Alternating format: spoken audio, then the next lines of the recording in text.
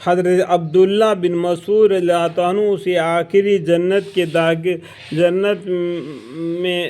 کے داخلوں کا واقعہ اس سے زیادہ تفصیل کے ساتھ بھی روایت کیا گیا ہے۔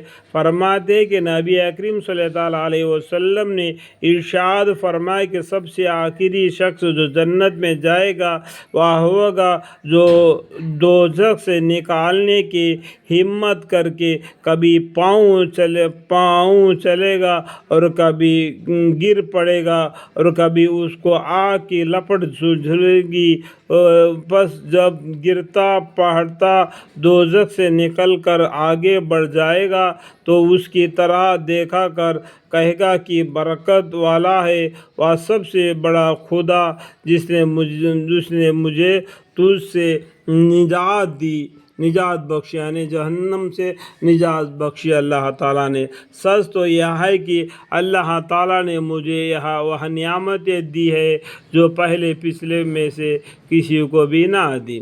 اس کے بعد ایک پیڑ کے قریب کر دی جائے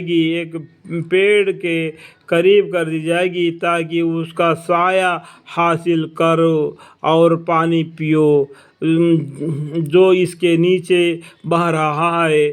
حق تعالیٰ فرمائے گا عجب نہیں، اگر میں تجھے یہ نعمت دے دوں تو اس کے بعد تو اور کوئی درخواست کرنے لگے، وہ عرض کرے گا کہ یہ رب نہیں، ایسا نہ کروں گا، اور عہد کرے گا کہ اس کے بعد اور کچھ نہ مانگوں گا، اور اللہ اس کے مجبور سمجھے گا کہ اس وقت اس کی نعمت یہی ہے مگر نبھا نہ سکے گا، کیونکہ اس کو ہر چیز نظر آئے گی جس کے بنا صبر ہی نہ کر سکے گا۔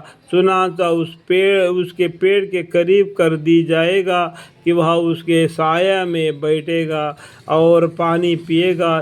اس کے بعد اس کی نظر کے سامنے دوسرا پیڑ بلند کر دی جائے گا جو پہلے پیڑ سے بہت اچھا ہوگا، پس اس پر نظر پڑے گی تو عرض کرے گا کہ اے رب، یا اللہ مجھے اس کے نجات دے پہنچا دے، یعنی اس پیڑ سے نجات دے کر اس پیڑ کے پاس پہنچا دے تاکہ اس کی نیچے بہنے والے پانی پیوں اور اس کے سائے میں بیٹھوں، اور اس کے سوال آپ سے کچھ نہ مانگوں گا، اس کے سوا آپ سے کچھ نہ مانگوں گا۔ اسی طریقے سے پہلے مرتبہ بھی کیا تھا کہ جہنم سے باہر نکل کر اس پیڑ کے نیچے آ گیا، دوبارہ دوسری پیڑ کے نیچے آنے کا تمنا کرے گا، ارشاد ہوگا کہ اے ابن آدم، کیا تو نے مجھ سے عہد نہیں کیا تھا کہ اور کچھ مانگوں گا نہیں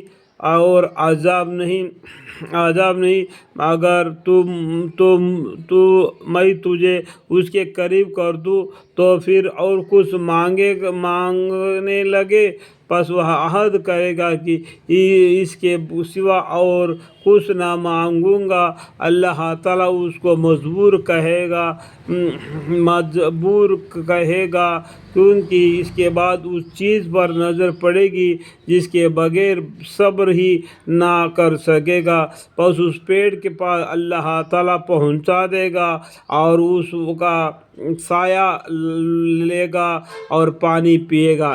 اس کے بعد جنت کے دروازے کے قریب ایک پیڑ اس کے سامنے کر دی جائے گی جو پہلے دونوں پیڑوں سے زیادہ خوبصورت ہوگی، پس وہ عرض کرے گا کہ اے اللہ، اے رب، اے اللہ مجھے اس پیڑ کے قریب پہنچا دیجئے تاکہ اس کا سایہ لے لوں اور پانی پی لوں، اس کے سوا آپ سے کچھ نہ مانگوں گا۔ اس طریقے سے 3 مرتبہ وہ اللہ سے دعا مانگے گا کہ عہد بھی کرے گا کہ میں دوبارہ اور کچھ نہیں مانگوں گا، لیکن اس کا حرص اتنا بڑھتے جائے گا کہ ایک پیڑ سے دوسرا پیڑ، دوسرا پیڑ سے تیسرا پیڑ تک پہنچنے کا۔ ارشاد ہوگا کہ اے ابن آدم، کیا تو نے مجھ سے پکا وعدہ نہ کیا تھا کہ اور کچھ نہ مانگوں گا؟ عرض کرے گا بے شک اے رب، عہد کیا تھا، مگر اس بار اور سوال پورا کر دیجئے، اس کے سوا آپ سے کچھ نہ مانگوں گا۔ اور حق تعالیٰ اسے مجبور کہے گا کہ کیونکہ اس چیز نظر آئے گی جس کے بغیر صبر کر ہی نہ سکے گا۔ چنانچہ اس پیڑ کے قریب کر دی جائے گا۔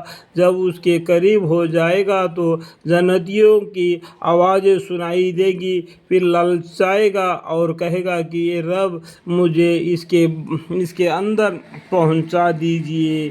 ارشاد ہوگا کہ اے ابن آدم، آخری تیرا سوال کرنا کسی طرح ختم بھی ہوگا، یعنی اسی طریقے سے اللہ تعالیٰ سے سوال کرتے جائے گا کہ یہ تین پیڑوں کے بارے میں، اس کے بعد میں جنت میں جانے کا سوال بھی کرے گا۔ کیا تو اس سے راضی ہوگا کہ تجھے دنیا کے برابر اور دے دوں اور اس کے ساتھ اتنا ہی اور دے دوں؟ وہ عرض کرے گا آپ مجھے سے مزاح فرما رہے ہیں، حالانکہ آپ رب العالمین ہیں۔ اس واقعے کو بیان کرتے ہوئے حضرت ابن مسعود رضی اللہ عنہ ہنسے اور حاضری لوگوں سے فرمایا کہ تم مجھ سے معلوم نہیں کرتے کہ میں کس لیے ہنسا؟ حاضری لوگوں نے عرض کیا پھر مائیے آپ کیوں ہنسے؟ فرمایا کہ اسی طرح اللہ کے رسول صلی اللہ علیہ وسلم نے اس حدیث کو بیان کر کے ہنسے تھے۔ صحابہ رضی اللہ عنہ نے پوچھا اے اللہ کے رسول صلی اللہ علیہ وسلم، آپ کیوں ہنسے؟ فرمایا کہ اللہ کے ہنسنے پر مجھے ہنسی آ گئی۔ جبکہ بندے نے کہا کیا آپ مجھ سے مزاح فرماتے ہیں حالانکہ آپ پوری دنیا کے رب ہیں؟